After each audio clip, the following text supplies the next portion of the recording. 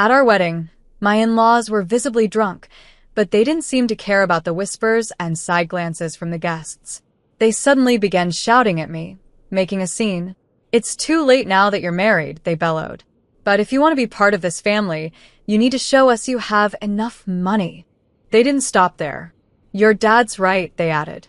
"You need to give us $2,000 a month as a sort of bonus." I stood there, stunned by their outrageous demands. I couldn't believe this was happening at my own wedding reception. My face must have gone pale because I felt completely speechless. Before I could respond, my father stepped in, grabbing the microphone from them. "Enough is enough. Don't you see you're making fools of yourselves?" he said, his voice stern but calm. "My name is Aspen, and I'm 28 years old. I work in an office, and my life has been pretty normal until I met Grayson, who is now my husband. He's 30, and we were introduced by a mutual friend who thought I needed to get out there more. I'd been single for quite a while, and she thought we might hit it off. After dating for a year, Grayson proposed, and now we're married. Growing up, life wasn't easy after I lost my mom at a young age. My father raised me all by himself, working tirelessly to make sure I had everything I needed. Although we had a good life, the absence of my mother left a deep hole in my heart. Losing her hurt me more than words can describe, and because of that, I became very protective of my emotions. I didn't date much, and I convinced myself that it was fine to remain single forever. Then Grayson came into my life. At first, I wasn't particularly interested in him romantically. He asked me out several times, but I just didn't feel that spark. But Grayson was patient and kind. He never pressured me, and over time, I found myself opening up to him. Eventually, we started dating, and the more time we spent together, the more I realized how special he was to me. He treated me with such care, and for the first time in a long time, I felt genuinely happy. As our relationship grew, I started thinking about the future. Grayson made me feel safe and loved. He'd often tell me, "Don't worry, Aspen. If you ever feel unsure, I'll be here until you're ready." His words touched me deeply, and when he finally proposed, it was easy for me to say yes.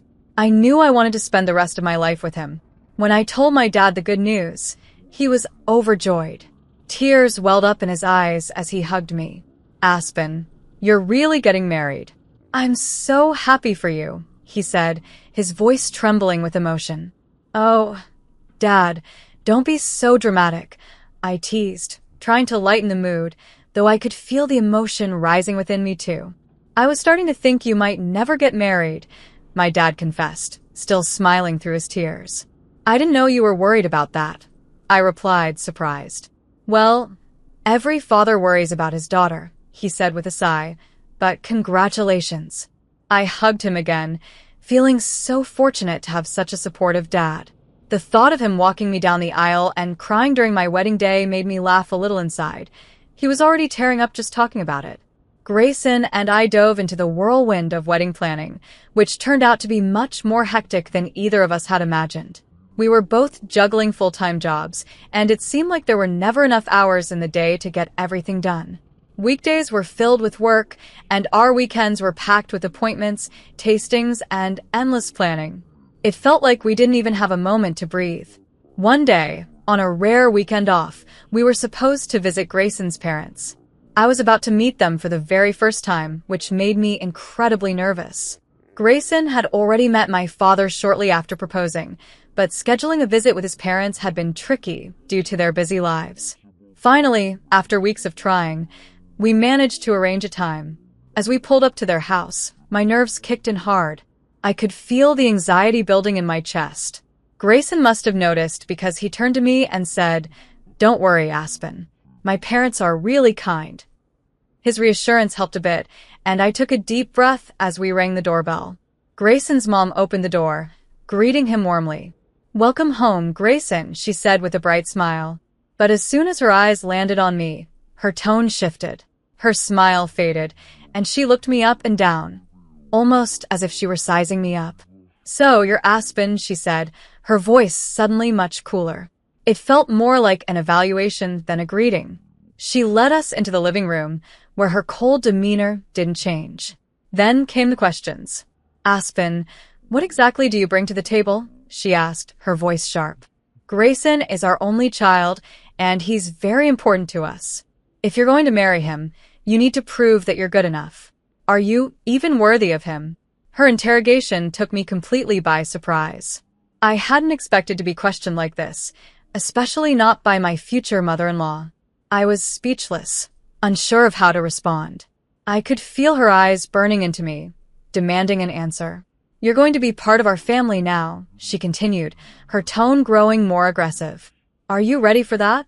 When I tried to explain that Grayson and I would support each other in our marriage, his mother wasn't impressed. How naive. You're not just going to support each other. It's your job to support Grayson, she said sharply. You're his wife, and that's your role. You don't even know the basics. Before things could escalate further, Grayson's father, who had been sitting quietly next to her, stepped in. Honey, calm down, he said, trying to ease the tension. Then, turning to me, he added, I'm sorry, Aspen. I hope my wife's words didn't scare you. I forced a small smile and replied, It's okay, though I was rattled inside. I tried to remind myself that his mother was just being protective of her only son, and maybe she was nervous too. But as I was trying to stay calm, Grayson's brother walked in. He seemed polite and kind, speaking in a soft tone that put me at ease for a brief moment. Unfortunately, that relief didn't last. With a gentle smile, Grayson's brother said something I never expected. Actually, my wife has a point. What worries me most is that you come from a single-parent family. His comment caught me off guard. What do you mean by that? I asked, feeling confused. Well, he began, being raised by a single parent doesn't look good. It's not something that makes us excited about welcoming you into the family. It's just not ideal for our only son to marry someone with that kind of background. My heart sank. I couldn't believe what I was hearing. Wait a minute, I said, struggling to contain my anger. What's wrong with being raised by a single parent? My father worked incredibly hard to raise me on his own, and I'm proud of how I was brought up. It doesn't make me any less of a person.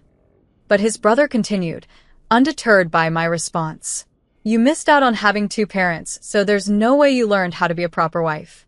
How could you know how to handle things like housework and running a household? I wasn't going to let that go. Actually, I helped my father with a lot of the housework. And I can cook pretty well too, so please don't make assumptions about what I can or cannot do. Grayson's mother didn't seem to care about my defense. She looked straight at me and said, Fine, I'll allow you to marry Grayson, but there's something you need to promise. You must devote yourself completely to us because we are Grayson's parents. Can you agree to that? I was speechless. What? I managed to stammer. Since you came here to ask for our blessing, you must know your responsibilities, right? She added, her tone unyielding.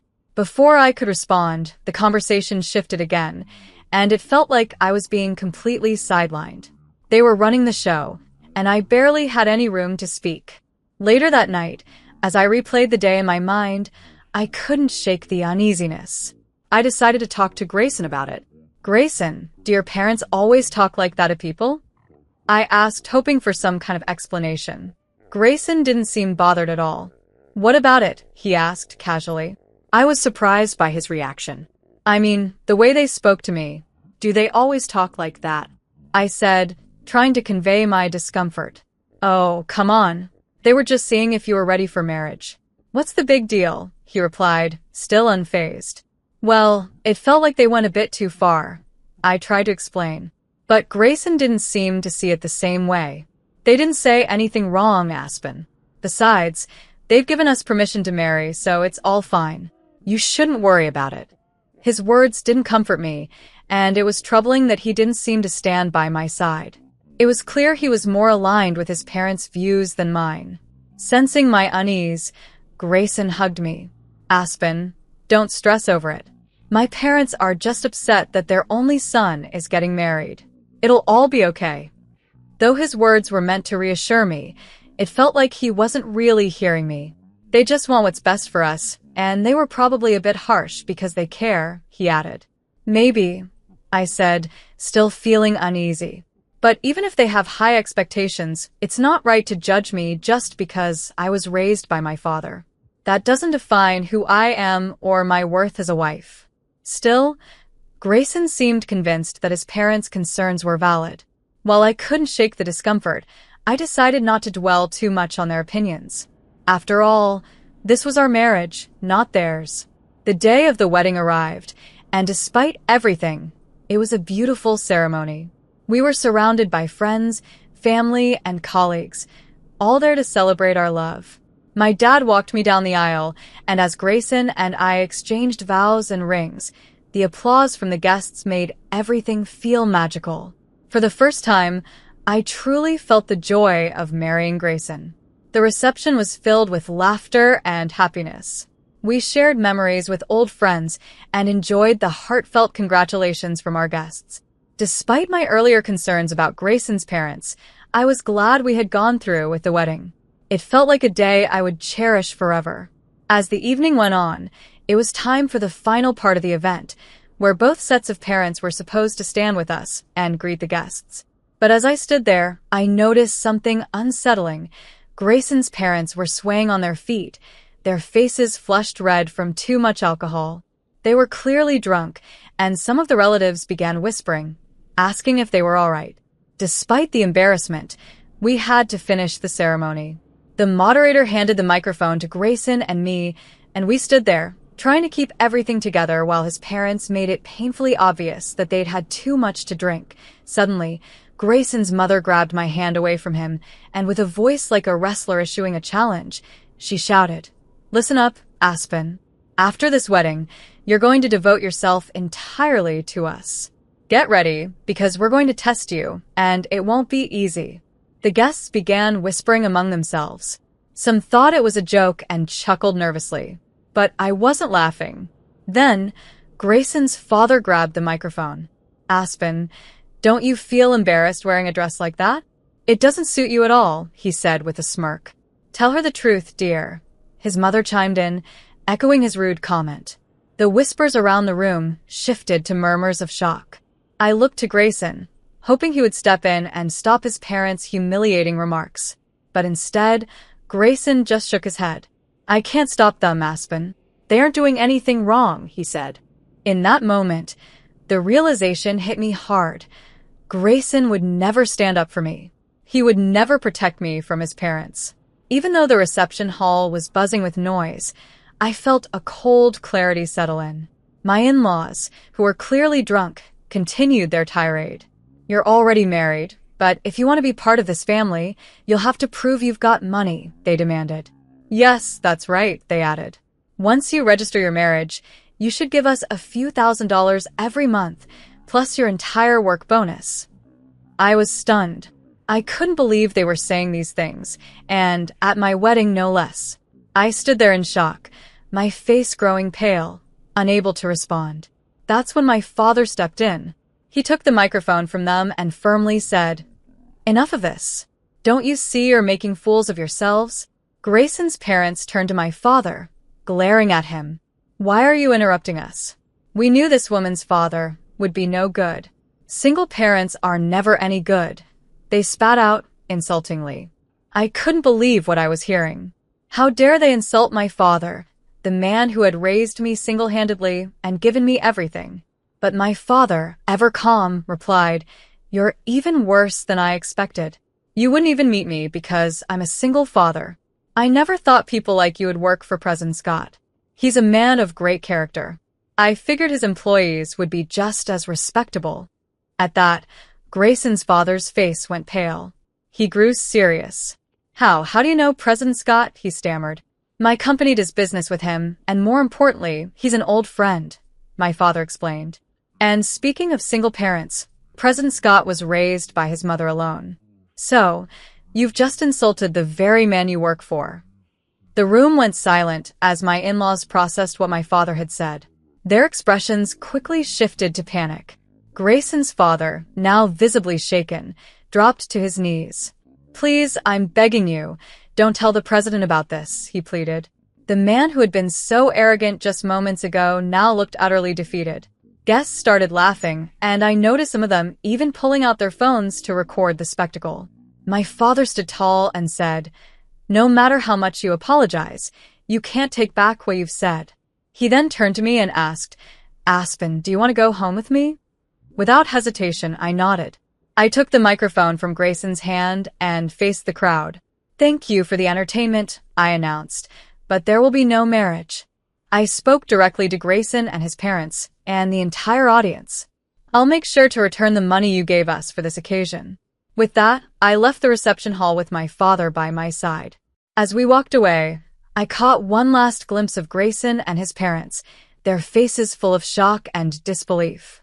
Soon after, their relatives rushed to their side, their expressions full of worry and confusion. The hall had descended into chaos. In the following days, I personally returned the money to all the guests who had given us gifts. Every single one of them expressed sympathy for me. Some even praised my dad and me for standing up to such awful people. I felt grateful for their support. As for Grayson, things didn't go so well. Word spread quickly through his company about what had happened at the wedding, and he became known as the guy with impossible parents. It wasn't long before he became the target of criticism at work, not only for his weak character, but also for failing to stand up for himself. Eventually, the shame became too much for him, and he resigned. President Scott, of course, found out about the entire situation. Grayson's father, who had once been so proud, was demoted and sent to work in a small, insignificant office in the countryside. His career, like his dignity, was in shambles. I later heard that Grayson's family had been ostracized by their own relatives because of the disgraceful way they behaved at the wedding. It was sad, but in truth, they had brought it upon themselves. In the meantime, I've been focusing on strengthening my relationship with my dad. We've been spending more time together, and it's helped me realize just how much he's done for me. One day, he sat me down for a serious conversation. Aspen, have you ever thought about running the family business? He asked, his eyes filled with both hope and expectation. Wait, what? I stammered, unsure where this was going. Why don't you work toward becoming the president of the company? He suggested, offering me a role I had never seriously considered before. It was a big step, and the thought of it made me both excited and nervous. I'll do my best, I promised him, feeling a mix of emotions. From that moment on, I decided to focus on my career rather than getting caught up in romantic relationships. I wanted to prove to myself and my father that I could excel, and perhaps one day, lead the company. Since then, I've been immersing myself in work, learning everything I can about the business. It's challenging but fulfilling, and I'm determined to make the most of the opportunity my dad has given me. Looking back on the whole wedding fiasco, it's clear that Grayson's parents were unreasonable from the start. They took what should have been a beautiful day and turned it into a nightmare. But fortunately, since the marriage was never officially registered, I avoided a huge mistake. Now, free from any marital ties and toxic in-laws, I can focus on building my future and career. Out of a chaotic situation came clarity, and I'm excited to see where life takes me next. I'm optimistic about the future, and I'm proud of the path I'm now walking. Thank you for sticking with me through the story, and if you enjoyed it, please consider subscribing. I hope to see you in the next video.